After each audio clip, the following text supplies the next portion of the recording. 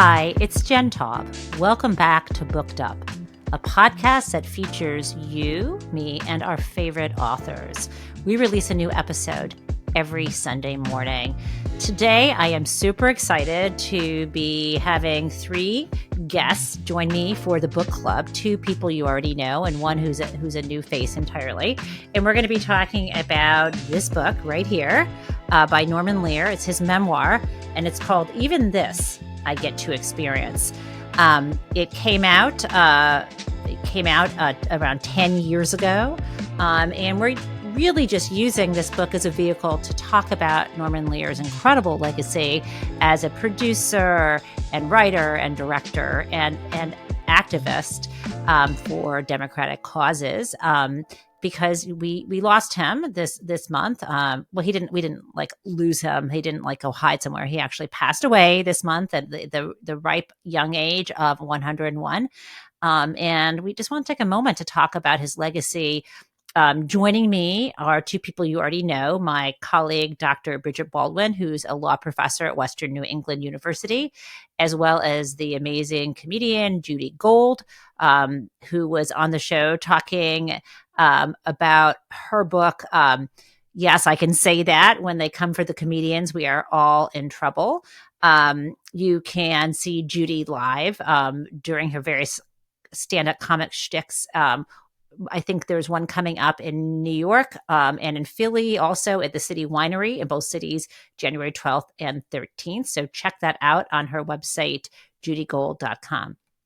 We also have a new, as I mentioned, a new face here, someone who actually worked with Norman Lear. His name is David Kusnet, Kusnet, not Kush. I made that mistake, and it was really hard to communicate with him by email. He's an incredible person who started out his career working in the labor union organizing effort at AFS-CME, and later went on to be a speechwriter. He was one of Norman Lear's actually first hires at the organization People for the American Way in the 1980s, where he was head in the leadership in terms of the communications division of People for the American Way.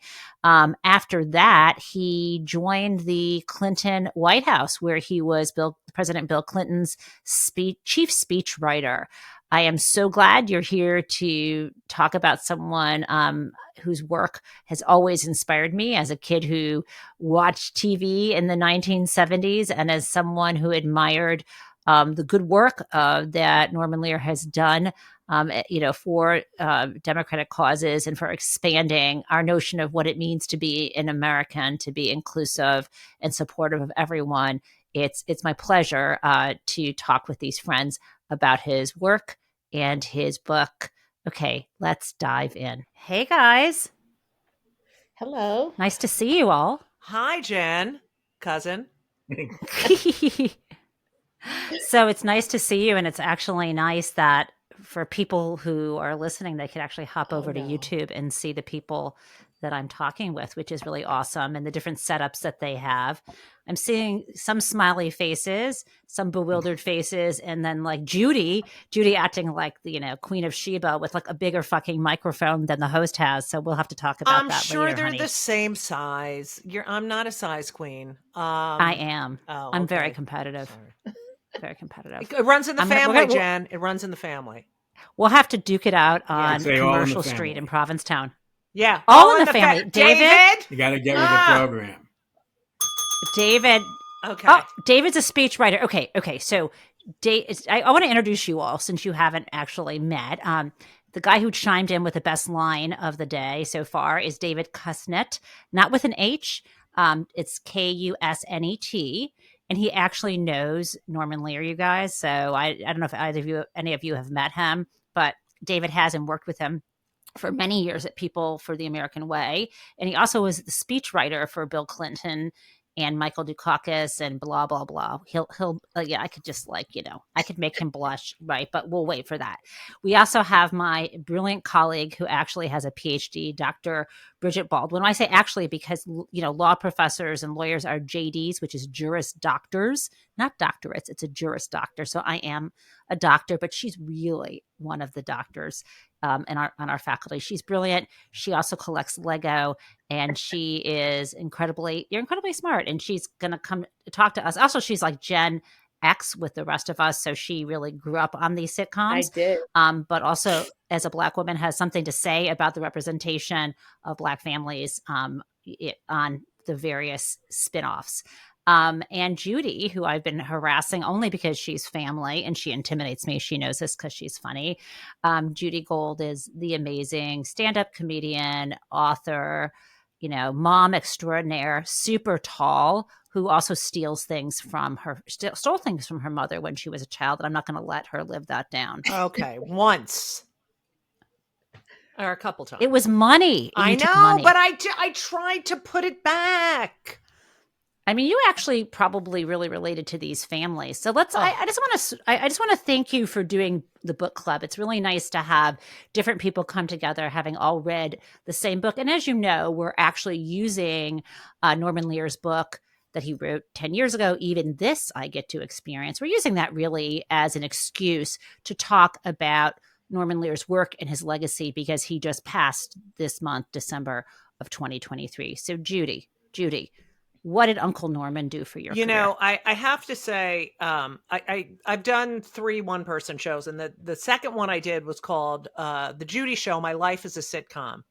And it was about my addiction to sitcoms growing up and how I thought, I will eventually be honest. I was undoubtedly going to be starring in my own sitcom. Never happened. But Norman Lear not only made my childhood so much richer than it would have been.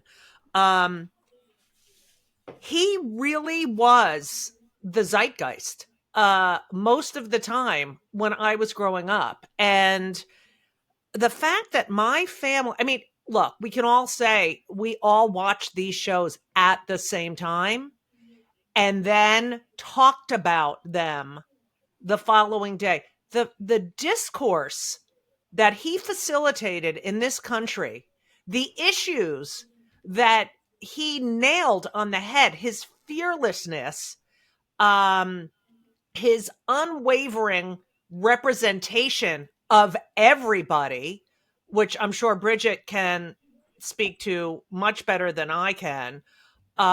The fact that I saw this woman, Maude, and thought, I could be on television. This feminist, this tall, sarcastic, loudmouth feminist.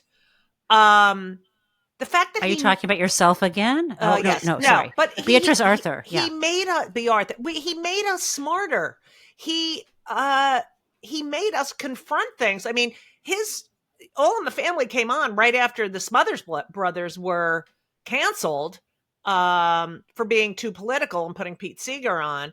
But what I find fascinating about the book is he spends a lot of time in his early life, which is also, I think, you can see where he develops a sense of humor, but I think a lot of kids who would have had that experience would be depressed. He really dealt with a lot of shit growing up, but the characters that had surrounded him and his his love of his horrible father,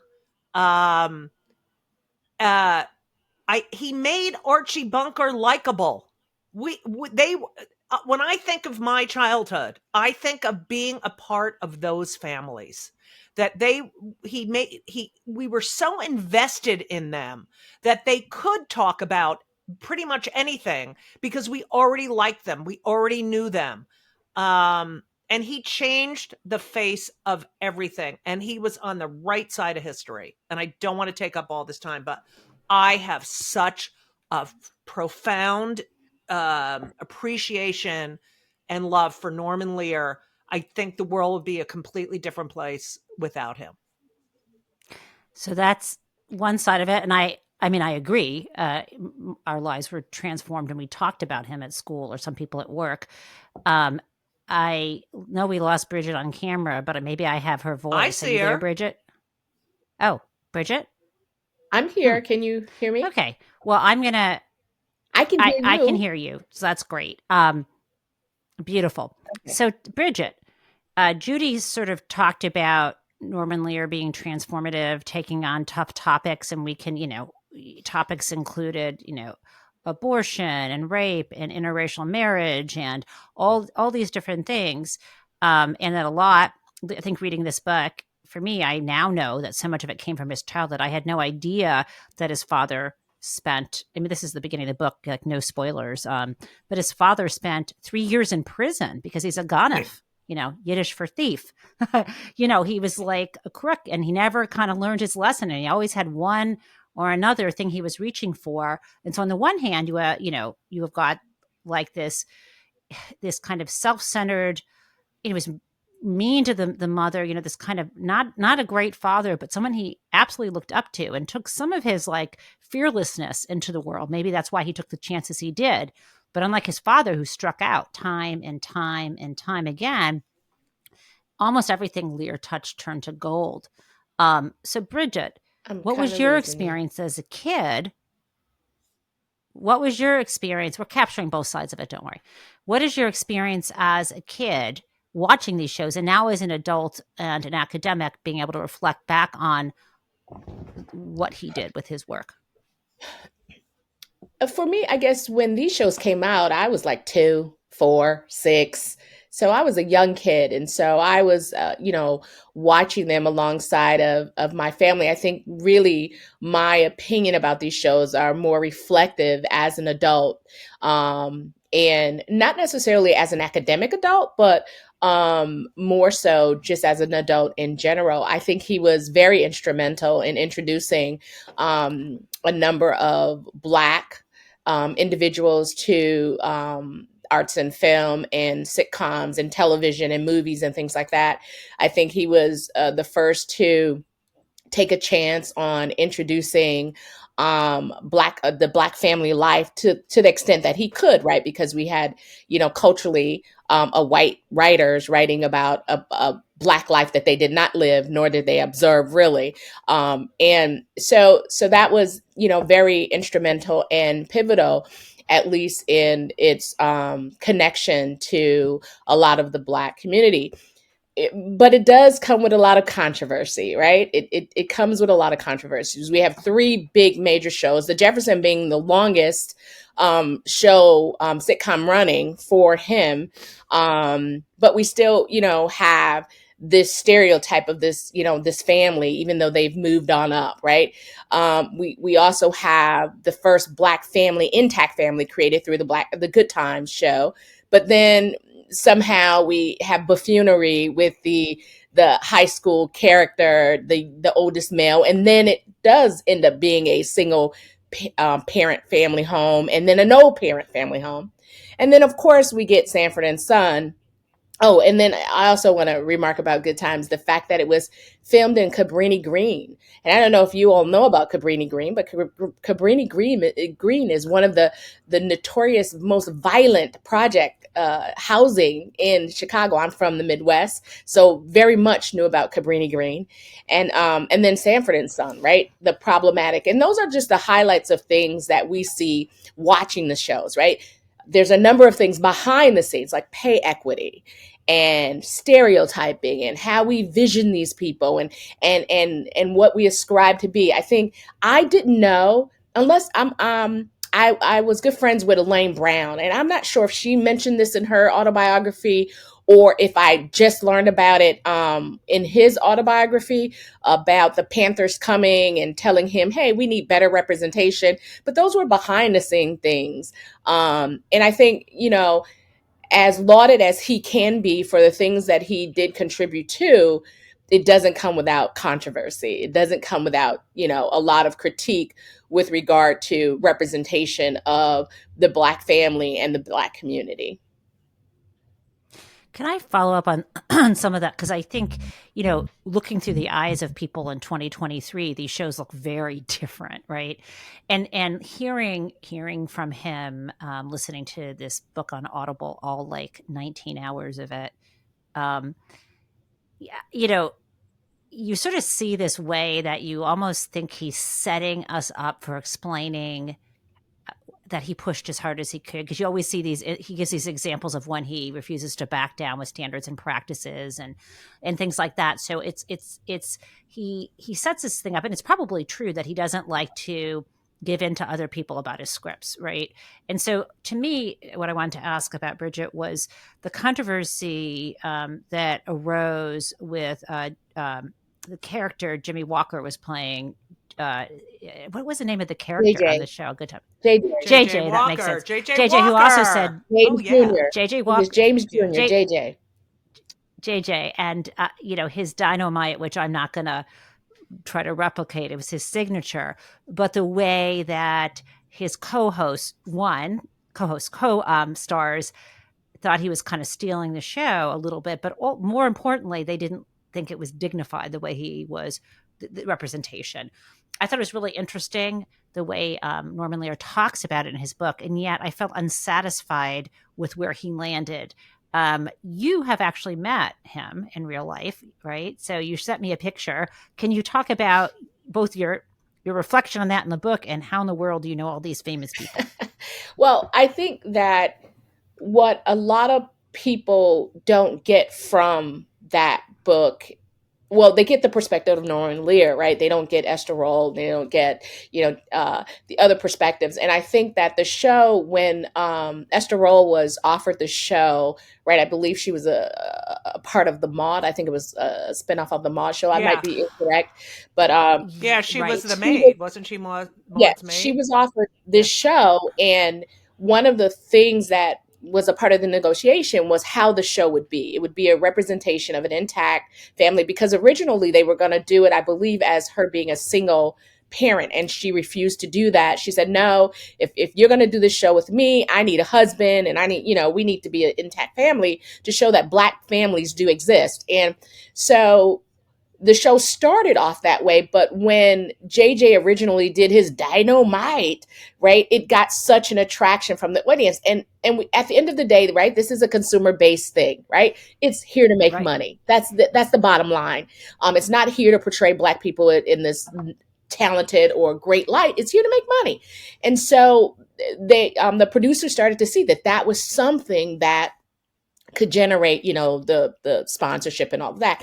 But what it started to do was it started to take away from this notion that Black people can deal with controversies, and that they weren't just, entertainers, and that they weren't buffoons, and right, because JJ was the oldest child. I think Michael, the youngest son, was trying to be a lawyer, and the daughter, I think, was trying to be a neurosurgeon. And he was an older child, not working, and going around saying dynamite. And most of the script, if you see later on some of the seasons, most of the script started to center around things that he was going through, that was kind of like, funny, not really serious, not tackling anything. And so it kind of portrayed this family in a way that Black people didn't identify with. That's not how we identify. And so I think the cultural differences, like I said before, you had white writers writing about Black culture, which they didn't live or experience in any kind of way. It was, the stereotypes, the prejudice, or whatever that was going on. And I think that created the problem, was that the direction of the show started to change. But if you notice, I think, even though Norman Lear said, I'm not going to give up my script, the show went down. And they realized towards the end of the season, I think it might have lasted, 5 or 6 seasons.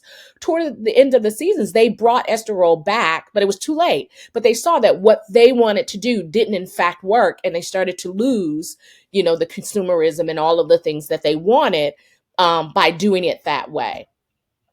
So that's, Before I turn to yeah. Before I turn to David, I want to ask you about a show he doesn't talk a lot about, which I loved when I was a kid. And again, I guess I must be I'm probably 10 years older than you, so I was at the right age to like watch these shows all the time. I Same. loved What's Happening. Oh yeah, yeah. Loved it. I had the biggest crush on who was the cute kid? Dwayne. Dwayne. I had the biggest crush on Dwayne, and I loved it because I felt like I could relate to those kids hanging out in the what was it like a diner, and there was enough. I felt like diverse personalities there. But I did you ever watch that show, I Bridget? did. What's Happening? I watched it quite a bit. I enjoyed that show. Everybody loved Dee, right? The little girl. She always had the Oh, little Yeah, yeah, quippy yeah. yeah. sayings and the smart mouth and things like that. So it was a good sitcom. I mean, whether it was a reflection of reality and culturally, probably not, right? Yeah, I mean, in culturally, in Right. my culture, I would probably got backhanded a couple of times if I said the things that Dee tried to say out loud to adults. But I truly enjoyed that show as well. Can I just add Okay, something to so what Bridget David. said? Oh, go ahead, Judy. Yeah. It's just Yeah. so fascinating to hear Bridget's take because, you know, for me, Dynamite, I mean, we were all saying it. It was like, where's the beef? It was constant. And I know JJ from the comedy clubs, and I still look at him. And I know he's really close with Ann Coulter, and it just like annoys me, but some of his politics. But that for me was just everything to say dynamite. We just and you take it from your perspective. He's a clown. Yeah, He is a yeah, clown, and I just we as a kid, I guess I was probably junior high school. I completely drank the Kool-Aid. yeah, And it's also, but you also are, if you think about it, Judy, you are a comic. Like Yeah, I'm a you, clown. So and yeah, you recognize, I mean, no, but it's interesting, yeah, right? And it's all about, and I I did. like the Yeah, different perspectives.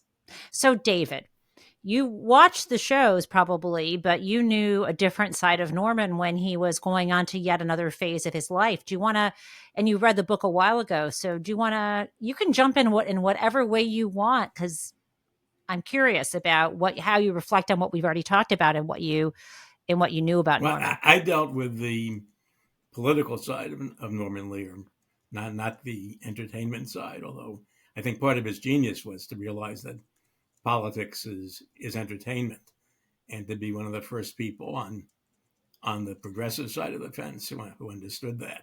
And as it happened, I came to People for the American Way after having worked.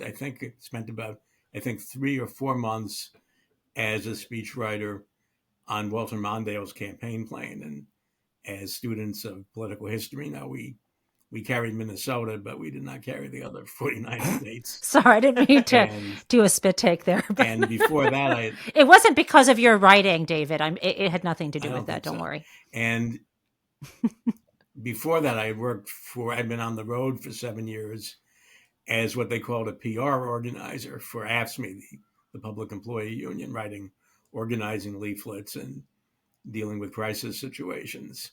So I had worked with many of the same So that's AFSCME, right? AFSCME. And if you want, Okay, good. unrelated, but if you want to watch something really funny, go on YouTube and look for their parody of the AFSCME TV spot from 1979. It's something. No, the parody is something Norman Lear might have written. Just what Okay. is it? a lot of down ASM. to earth obscenity talking about No, AFSCME. AFSCME. Yeah, No, CMA. Yeah. It's no one of the H, no umbrella. H. Yeah. And so No, no. I had spent about 7 years working with and bringing the union message to a lot of the kinds of people whom Norman Lear presented in his sitcoms, were regular working Americans from different backgrounds. And then I worked for 4 months in the campaign that wanted to appeal to those folks, but did not succeed. And I think sort of my exposure to Norman Lear on a very small scale was sort of, I think, how the Democratic Party and the progressive side of the spectrum looked to him in the 80s. That here, after we had gotten clobbered by Ronald Reagan, who came out of Hollywood and understood that politics is entertainment and symbolism, here was someone in Norman Lear who had succeeded in entertainment, who also came out of Hollywood and who did, whatever the accuracy of the representation, did shows about working people from every background that the working people themselves wanted to watch. There clearly was there was an audience for Archie Bunker. There was an audience for the Jeffersons. There was an audience for One Day at a Time and Mary Hartman. So a lot of people were ready to take a lead from Norman Lear on how to communicate to the American people. And in large measure, that's what People for the American Way was about. As he liked to say, it was the only public interest organization that began as a TV spot. Back in, I think, 1980, when it was clear that Reagan was going to sweep the country and move the country backwards. And when there were a lot of what were then called the televangelists, Jerry Falwell, Pat Robertson, Jimmy Swaggart, a lot of TV preachers who were preaching as if the Republican Party platform was the 11th commandment in the Bible. And Norman Lear had a character very much like, not like Archie Bunker, but actually probably very much like his father. Someone who had seen a lot of hard times, an actor playing someone like that, going on TV and saying that he was a religious man, but he didn't think that the Bible told him what to do in politics. And having preachers tell people what to do in politics and present it as God's will was wrong. And he concluded by saying, that's not the American way. And that was before the internet and before a lot of things. But there was an 800 number and a post office box. And lo and behold, about 100,000 people got back in touch and said they wanted to be part of this. What? So Norman Wow. Lear knew how to meet consumer demand. And he said, these people want an organization. I'm going to give it to them. And he called it People for the American Way. And then he sort of set up an organization to meet what was the demand from the response to that TV spot. So what was, David, can you talk a bit about in the early years and was it just trying to amplify the way that messages, or was it funding candidates, or what was the action that People for the American Way took, using, I'm assuming, membership fees and so on, or did he fund it himself? Well, it did. I think, thinking aloud, I think it, back in the 1980s, I think it did two things. The first thing was just to advocate for some concept of the American way that was inclusive rather than exclusive, that you didn't have to march in lockstep with Jerry Falwell and Pat Robertson, or even with President Reagan in order to be a good American. And Norman Lear had a special credential for saying this because he was a World War II veteran. He was a successful business person. He was somebody who, were it not for his politics and maybe were it not for his religious background, he was a secular Jew, the right wing, not the right wing, but mainstream conservatives would say this is a good guy. And so he did a lot of TV spots like that original TV spot, just advocating for values of democracy and individual freedom and inclusiveness. And he tried to engage as many spokespeople as he could across the spectrum. So he not only had progressives like Barbara Jordan and Paul Newman and others on the progressive side of the fence speaking out for what he was doing, he also enlisted Barry Goldwater, who was very conservative on economics, but was a libertarian on personal freedom. And he had enlisted people, religious leaders across the religious and political spectrum. And he tried to get as broad as possible a definition of what the American way was. And then we also took on causes, and they weren't partisan causes. They didn't have a D or an R after them. The first cause that we took on was textbook censorship. And at that time, Texas ordered all their textbooks statewide, which states like New York and California did not do. So Texas was the largest single market that textbook publishers had to appeal to. And the right wing, led by a couple, if I remember right, named Mel and Norma Gabler, they were sort of the moms and dads for liberty of their era. Of that day.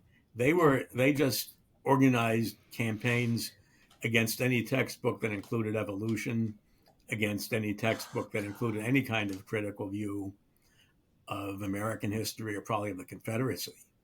And they were sort of previewing what Ron DeSantis and the so-called Moms for Liberty are doing now. And they had a stranglehold over Texas, and Texas had a stranglehold over the textbook market. So we had a spotlight on that, and we organized in Texas to get some opposition to it. And we were able to have some success in getting other states, not to just follow Texas in textbook adoption, and in even getting some controversy going in Texas. That was our first cause. And from there, we went into a look at textbook censorship around the country, focusing in particular on evolution, which was very controversial back then. So, David, can I ask? I mean, given the progress that you saw, and eventually after one term, Reagan's successor, George H.W. Bush, is out, Clinton gets in, you're a speechwriter, you think the country's maybe moving in a better direction. I'm not saying that Clinton did everything right. I've got some issues around deregulation of banks, and also there are other issues, obviously. But how can you, as you're talking right now, I feel like this vice squeezing my heart, because we're back to where we were before, if not worse. So, I mean, what the heck is People for Worse? What is, all these organizations, People for the American Way, there are all these groups. Why? What's going on now that we have this kind of racism and censorship and anti-Semitism and sort of hate? I mean, I want you to solve it right now and tell me how we fix it. Well, if I could just do a shout out to People for the American Way as it exists now, which is very different, and I think has evolved in a very good way from what we were doing in the 1980s. Back in the 1980s, we were largely a media-oriented organization, which is understandable since Norman Lear founded it and played quite a role in its leadership and direction. Now it's much more of a community organizing group. They have what they call the Young Elected Officials program, and if you go on their website, you will just see that it's meeting the needs of today, including, I think, having a much more diverse leadership and staff and program than was true of People for back in the 1980s. That's good.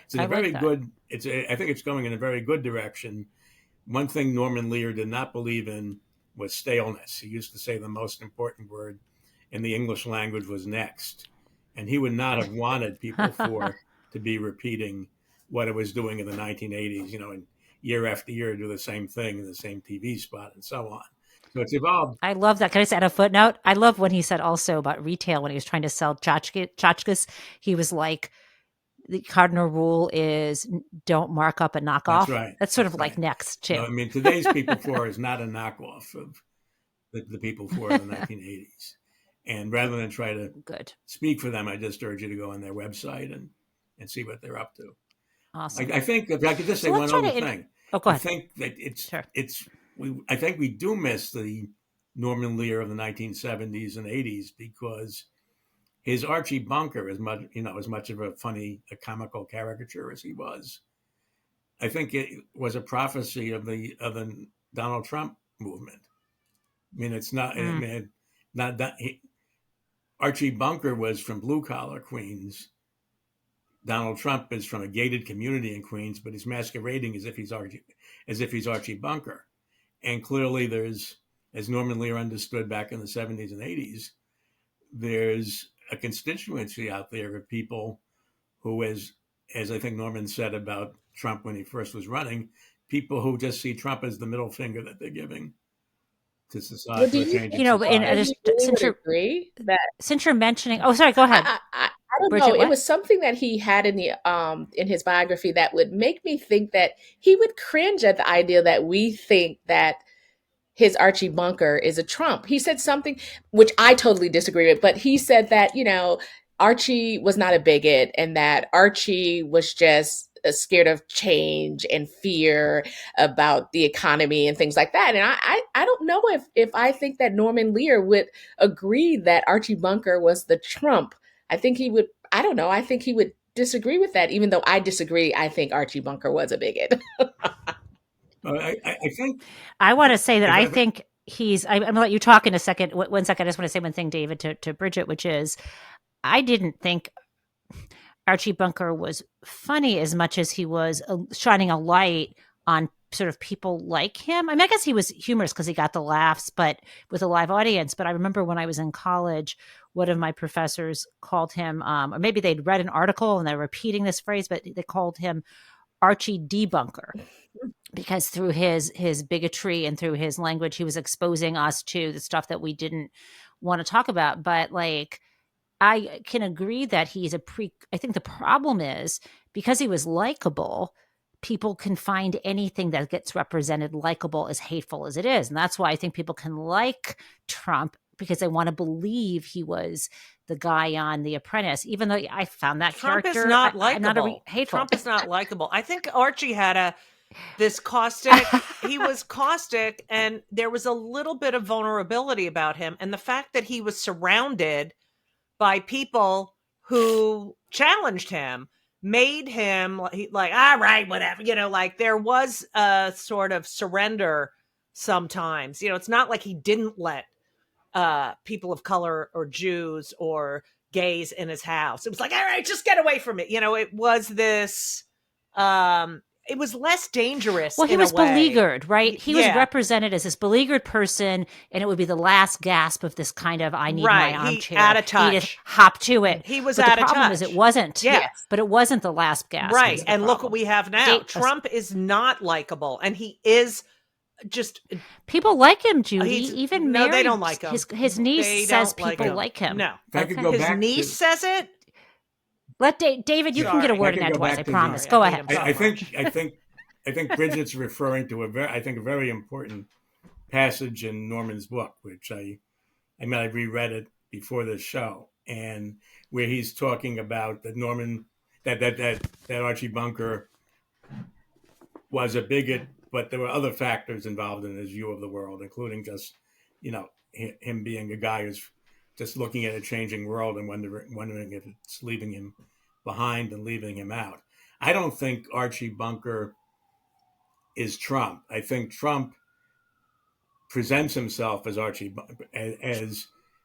Bunker and appeals and wants to appeal to the contemporary version of Archie Bunker. And I think Archie Bunker at his best in terms of politics could be a stand-in for, I think, a relatively small but important part of the Trump constituency, and there are such people, which is people who, depending on how old they are, they would have voted for Bill Clinton they would have voted for Ronald Reagan in the 80s, for Bill Clinton in the 90s, probably for George W. Bush, probably for Obama, and then voted for Trump in 2016, might have voted for him in 2020. It's not the majority of the Trump constituency. So is it the sexism? Is it the sexism, or is it he was giving voice to the stuff they were saying in their living rooms? I think thing that one of many things that Norman Lear understood is that the divisions were a very divided society by race, class, culture, politics, religion, just about everything. But that the divisions in our society aren't only between people, but within people. And, Yeah, that's true. I mean, if you have someone who voted for Obama and then voted for Trump, this is someone who's at war with themselves in some ways, and I think he understood that Either that or they're sexist because they didn't want a woman to be the president. Right. That's the other Maybe thing. they voted for Duh. maybe if they're in Michigan, they voted for Gretchen Whitmer. I imagine you can find people who voted for Trump and for Gretchen for sure. Whitmer. Maybe Yep. maybe if they're in Queens, Well, they voted let's for, also for add Kathy Hochul. the most qualified man or woman ever to run for president. Okay, sorry, go ahead. So, guys, we can yes. I mean, I think let's pivot from Donald Trump for a moment and circle back to. Why? Wait, can I just say that No. Okay. Yes. Yeah, you can. No, Go ahead. I agree with everything David's saying and everything Bridget says.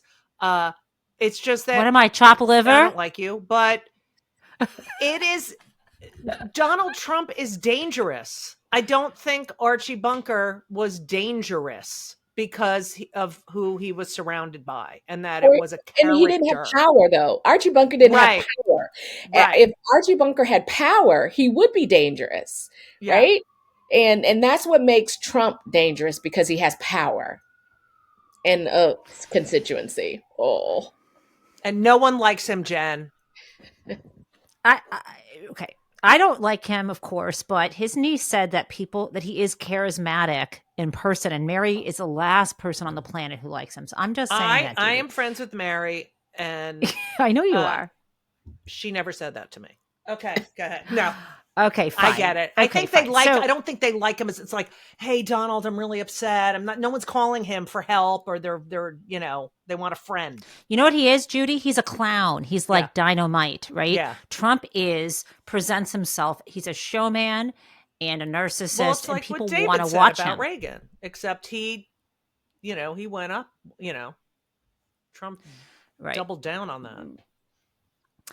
And Reagan didn't stay in office after he was had dementia, whereas Donald did, and continues to try to get back to the White House. But that's another story. So I want to try to make one circle around one more time and see, what other topics about the things that I guess struck you as, shocking or surprising or something new in the book. And I'm going to do this in reverse order. I'm going to start with you, David. And then do Bridget, and then do Judy. So David, I know that you read it a while ago, but was there anything he said he reread it? Looking at it now, I know he reread it. Judy, I was fucking listening. Whatever, cause unbelievable. Go ahead, David. Without an H.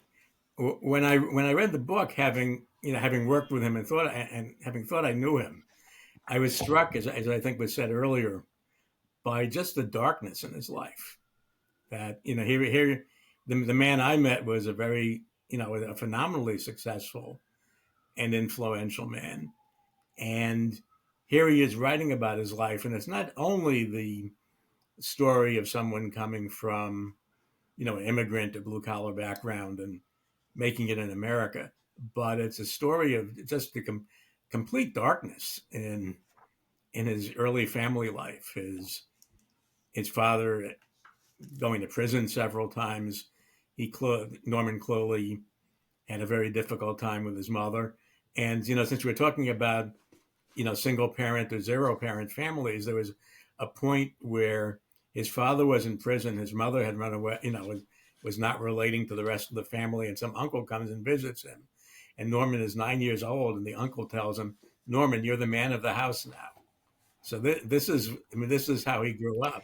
But come on, but it becomes funny. But the thing is, as you're saying this, I have a smile on my face because that was the funniest thing in the world. Because that was the moment he realized adults were complete assholes. Like saying to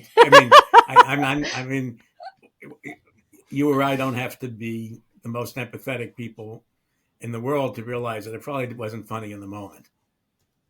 And that Norman's life in large measure, right, and that a house needs a man. Some humor in things that must have been horrible in the moment. That's what I was thinking, Judy. Yeah, I know.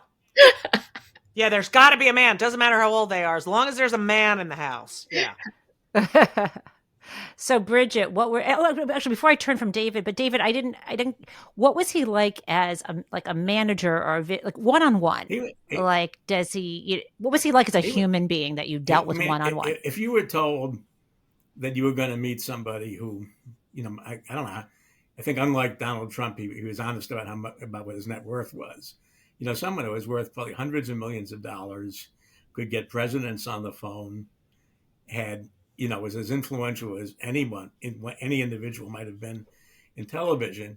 You'd imagine somebody who'd be very, very full of themselves, very impatient with other people, who wouldn't listen, who would just talk and not listen. I'm like that now, and I don't have that influence. He was the opposite of that. He was courteous. He listened. He was respectful. He remembered what you had said the last time, and he also had a wicked sense of humor. And I'll just tell one story on myself in terms of my relationship with him. There was a book party for him when the book came out, and there was a receiving line of people with their books. And going to him for the signature. And everyone first looked in the index, but there was no index to see if they were in the book. And then they looked in the acknowledgments, and he's very generous, and he acknowledged just about everyone he had ever met in his life. So there I go to like page 4 out of 5 pages of acknowledgments, and there I am in 12-point type. And I go up to him, and I figure that, he was about 95 years old or something. He might not remember me. So I introduce myself, and he says, David, I was just thinking about you this afternoon, but at my age, I can get away with saying I can't remember what I was thinking. That's so sweet. But he had like a joke. That's very funny. He had a joke without cruelty for every occasion. It's very sweet.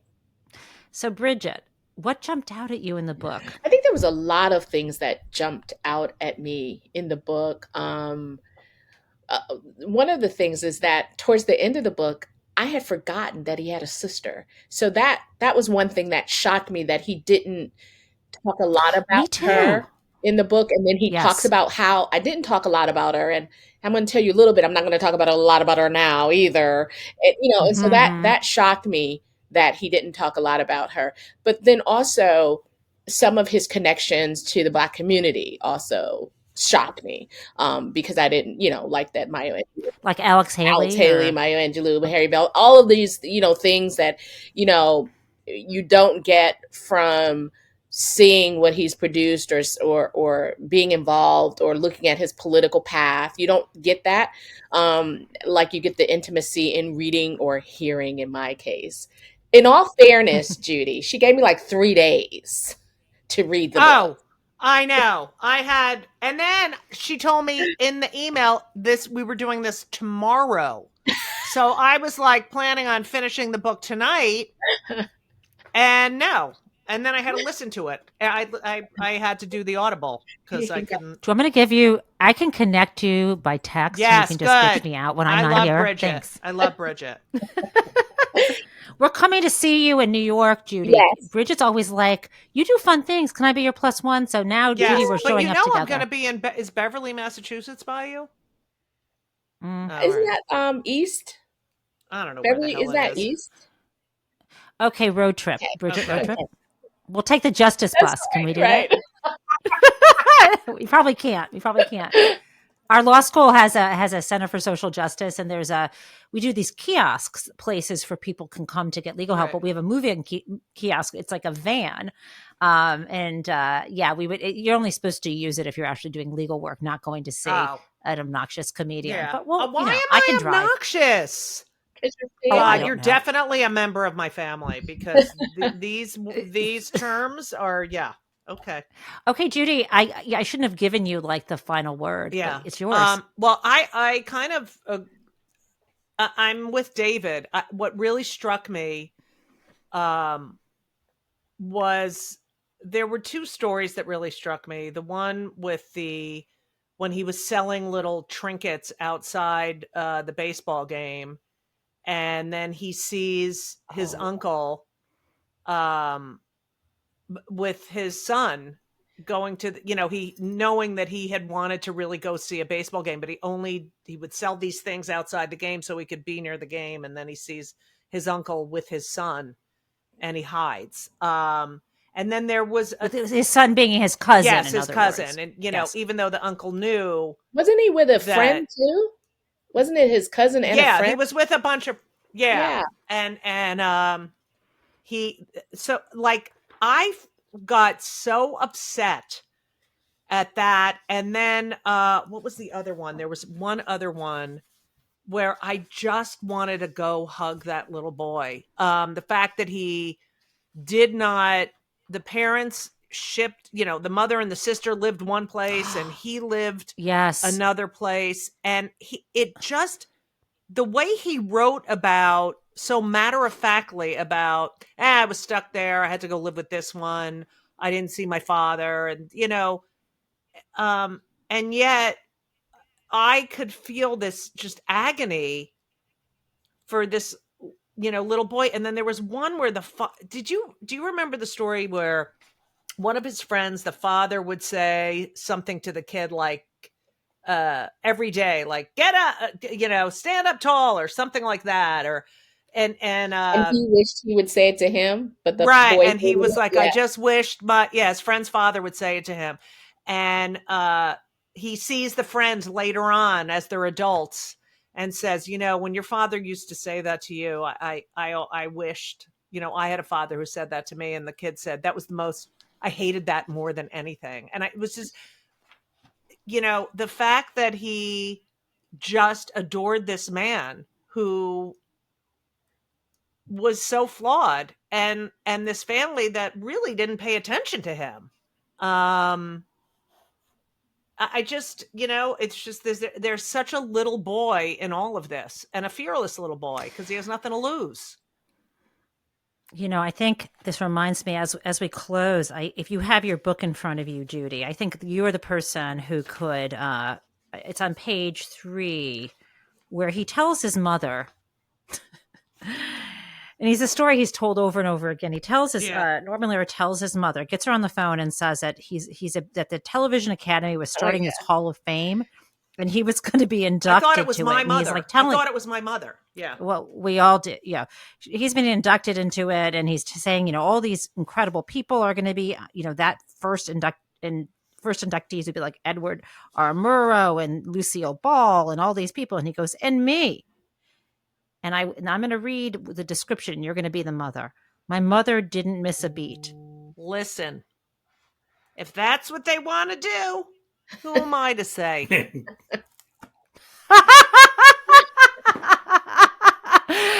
Oh, it's perfect. I mean, it's so, and seeking that approval. I mean, it's.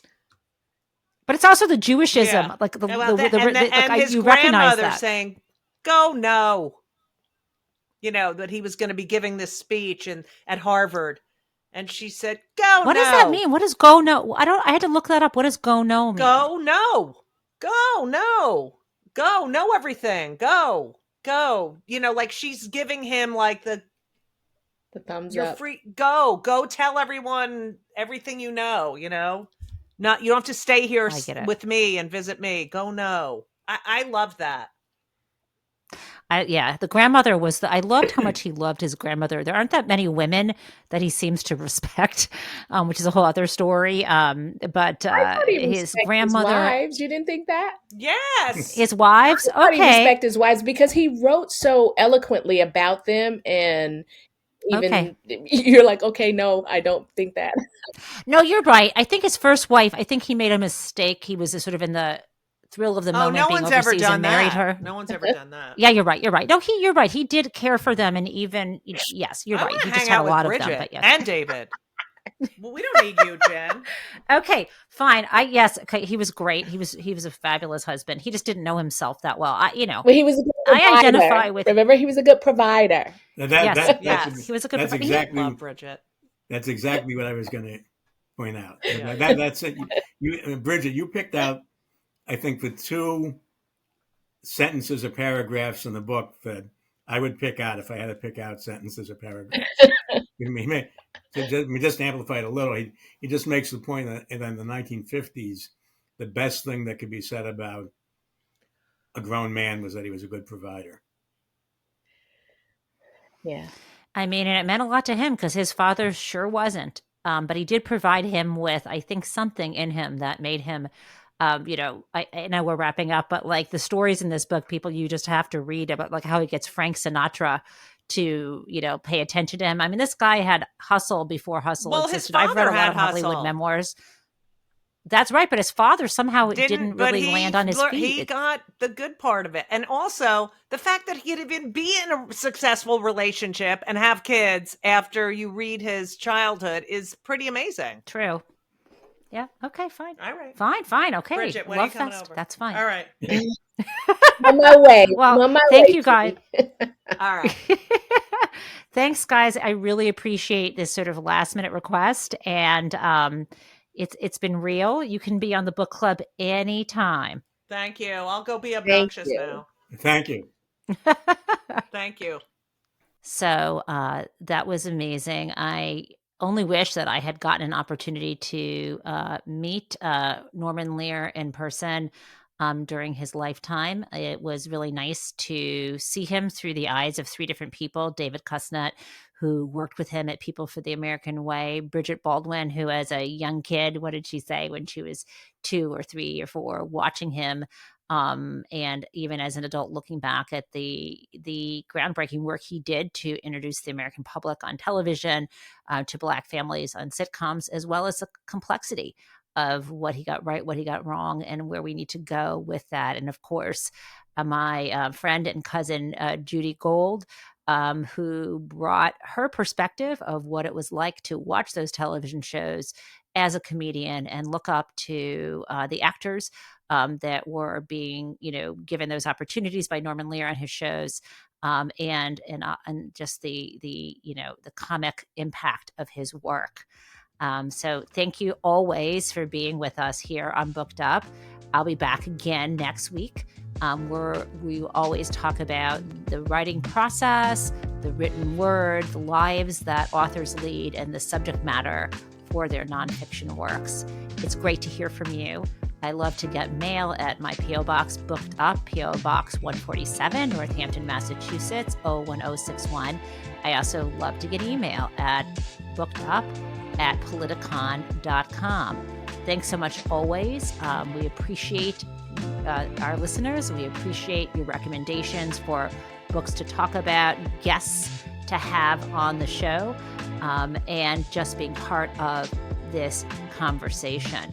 Remember, it's really helpful to us if you like what you hear to hop over to either Apple Podcasts or to Spotify. Write us a review, give us five stars. It really will help other people find the show. And that's it for now. See you next week.